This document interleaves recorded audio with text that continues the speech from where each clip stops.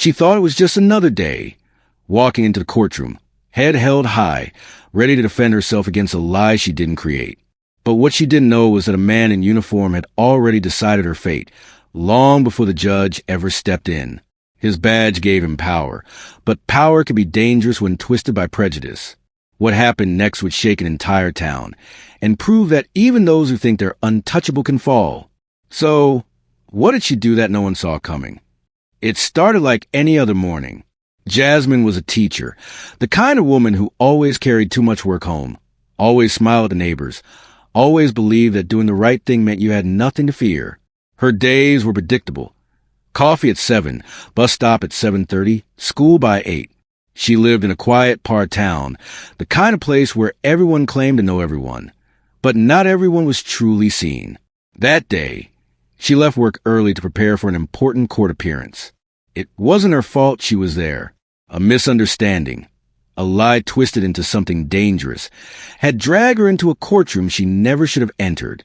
She kept telling herself it would all sort itself out. After all, she hadn't done anything wrong.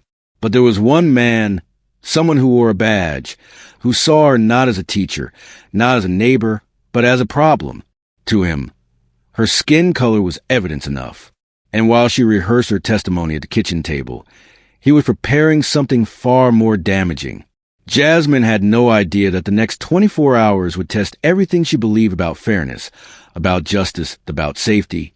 The next morning, Jasmine arrived at the courthouse with a folder of documents, her heart pounding harder than she admitted. The officer, Sergeant Miller, was already there. His stare was cold, heavy, and unflinching.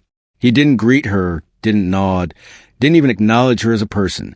To him, she was just a case to be closed, an inconvenience to be made an example of. From the moment the hearing began, it was clear something was off. Miller's accusations were sharp, filled with half-truths and twisted timelines. He spoke of an incident that never truly happened, painting Jasmine as reckless, irresponsible, even dangerous. And each time she tried to speak, his voice cut through louder, stronger, drowning her out with the authority his uniform granted him. The judge listened, stone-faced. The room was quiet, too quiet, except for the scratching of pens and the occasional click of a camera. Jasmine could feel the walls closing in, the weight of every unspoken prejudice hanging in the air. She wasn't just defending herself. She was fighting against an entire perception that had been built long before she even stepped foot in that room. Outside the courthouse, whispers began to spread. Neighbors questioning, reporters circling, online chatter twisting her name. The more she tried to stay calm, the more it felt like the ground beneath her was shifting. And still, Miller pushed. He brought witnesses who barely remembered details, evidence that seemed pulled from thin air, and a confidence that made it all feel choreographed. But Jasmine wasn't as alone as he thought. A single document, overlooked, nearly forgotten, sat buried in her file. And the moment she decided to bring it forward would change everything. The hearing paused. The judge leaned forward. Miller's eyes narrowed, a flicker of uncertainty breaking his otherwise rigid expression. Jasmine inhaled slowly, steadying her hands on the table. This wasn't over. Not yet. The air in the courtroom turned heavy, so thick it felt hard to breathe. Jasmine stood, her hands trembling as she clutched the single sheet of paper that could change everything. It wasn't just evidence.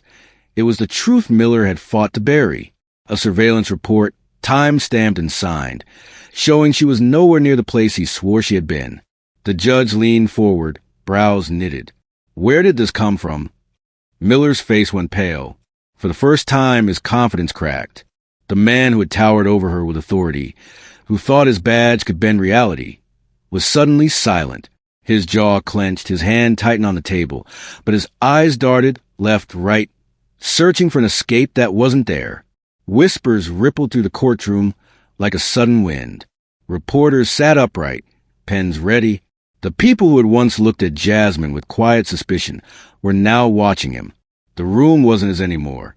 Miller lunged forward, voice rising. That document is falsified. She's lying. But the clerk confirmed its authenticity. And in that moment, the weight of every false word he'd thrown her way came crashing down.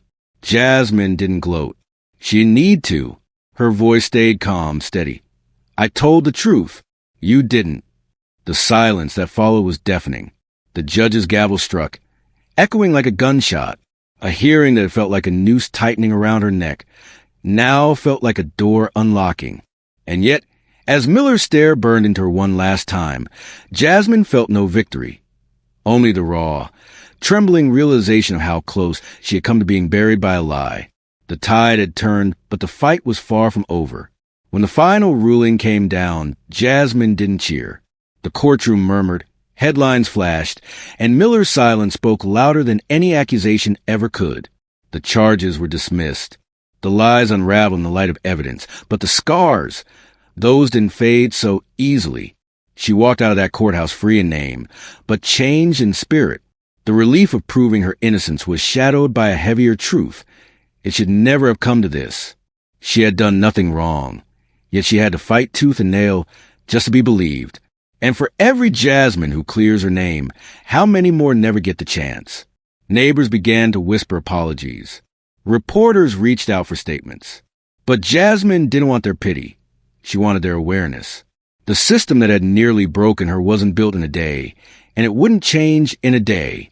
As she stood on the courthouse steps, she thought of her students, bright faces who believed justice was blind, fairness automatic.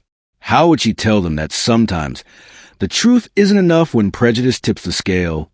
This wasn't just her story. It was a window into something far deeper. How a badge, a lie, and a bias can almost erase a life. So ask yourself, if it could happen to her, in a town that called itself fair, what's stopping it from happening again, somewhere else, to someone you love?